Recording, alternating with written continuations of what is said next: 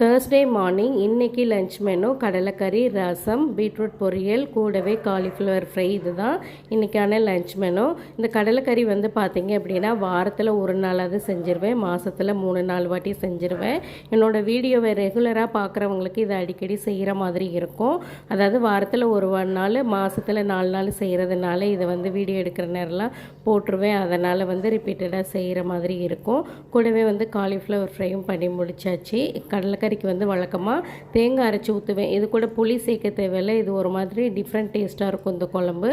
குழந்தைங்களுக்கும் வாரத்தில் ஒரு வாட்டி செஞ்சு கொடுத்தோம் அப்படின்னா ரொம்ப ஹெல்த்தியாகவே இருக்கும். ரசமும் ஒரு பக்கம் தாளித்து முடிச்சாச்சு. கருவேப்பிலை மட்டும்தான் இல்லை ரசத்துக்கு, அது ஒரு குறையாக போச்சு. இருந்தாலும் ரசம் நல்லாவே வந்திருந்தது. ஃபைனலாக கடலைக்கறி எல்லாமே செஞ்சு முடிச்சாச்சு. இதுதான் தேர்ஸ்டேக்கான லன்ச் மெனு. நீங்கள் உங்கள் வீட்டில் என்ன சமைச்சிங்கிறத என்னோடய கமெண்ட்டில் ஷேர் பண்ணுங்கள். தேங்க்யூ.